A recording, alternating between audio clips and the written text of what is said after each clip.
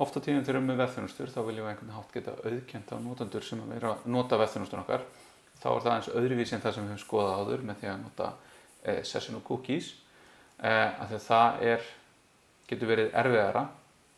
Session geta skalast illa þar sem við þurfum í raun að hafa einhverja miðlæga session geymslu og við þurfum einhvern veginn að geta deilt sessionum á milli hugsanlega margra vefþjónusta sem við erum með og þessar upplýsingar þurfum að geyma það einhvers staðar á einhverjum vefþjón.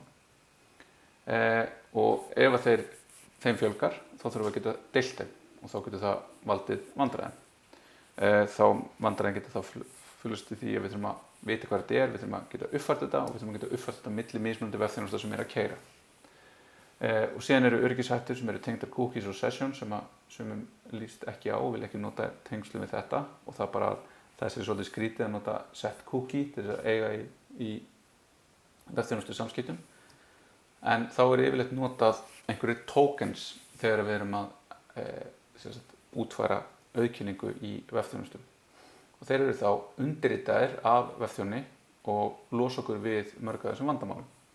Við getum stýrt í hvaða upplýsingar eru geymdar og það auðvelt að senda á milli þessa tókena þar sem að klientinn sem að nota vefþjónustunnar geymir þennan tóken og sendir hann á milli og veit bara svona sendi ég hann í þessa þjónustu, sama tókeni sendi ég á þennan hátt í þessa þjónustu.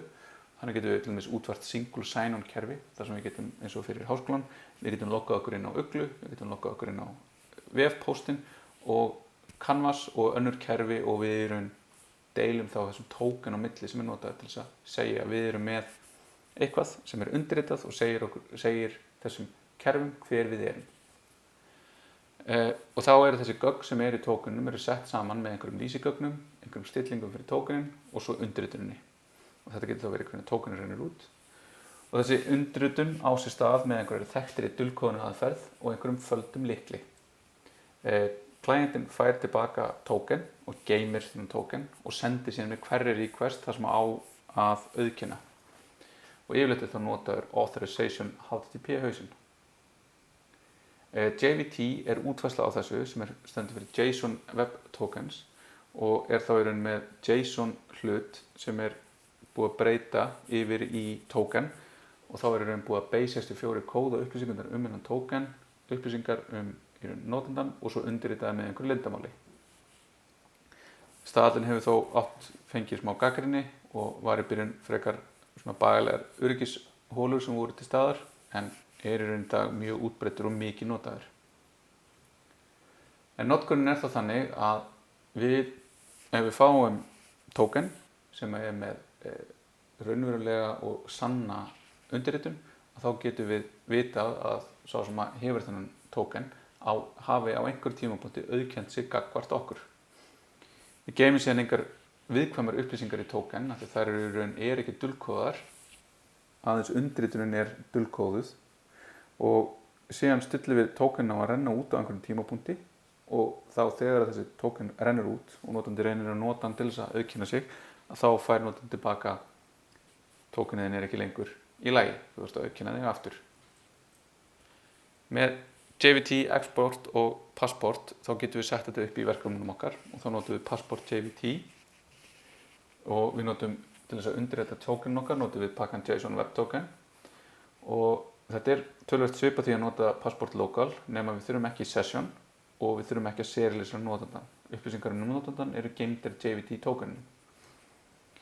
Þá fáum við aðrar upplýsingar eða aðrar uppsetningar, stillingar sem við þurfum að setja á. Við þurfum að segja hvernig við ætlum að sækja JWT. Við ætlum að yfirleitt erum við að extrakta JWT from auth headers as bearer token. Síðan höfum við eitthvað secret sem við setjum inn og það þá það sem notað til að búa til undirritunina og síðan sendum við inn í Passport strategíun okkar þetta að við séum að nota JWT strategíuna. Síðan höfum við login endapunkt þar sem að notandi postar einhverjum upplýsingum, notandanafn og lykilorð oftast til að auðkenna sig og fær tilbaka einhver tóken. Það þýðir þá svo lengi sem þessi tóken lifir og við getum skilgreint hversu langur líftími hans þá það að hafa þetta tóken jafngilt því að hafa notandanafn og lykilorð notandans. Þó við vitum ekki notandanafn og lykilorðið þá erum við í raun með það jafngilt. og það þýðir í raun að þessir tókenar eru mjög þurfa að vera passa upp á að geyma þá á öruggan máta og að hugsa það hversu lengi við ætlum að láta þá lifa og þess háttar og hvað gæti í raun farið úrskeiðis ef að þeim einhver kemst yfir það. En auðkenningin síðan send með hverju request og yfirleitt það að nota sem bearer token, þar að segja svo sem með þennan token með authorization í þessum authorization heiter og þá það bara authorization, svo kemur bearer og það eru aðra típur til með tilgreinum hvaða og svo kemur bara tokenin þar á eftir. Við þurfum alltaf að staðfesta tokenið, alveg svo við þurfum að staðfesta að það setja staðar eitthvað session þegar við fáum fyrirspurnir á lesta endapunkta hjá okkur. Og hann í lagi, stenst hann undirritun, hann útrunninn og hugsanlega einhverjar fleiri athuganir sem við getum vilja gera. Og ef svo þetta allt í lagi þá sýnum við gögnin, ef ekki þá sendum við tilbaka 4 leið unauthorized.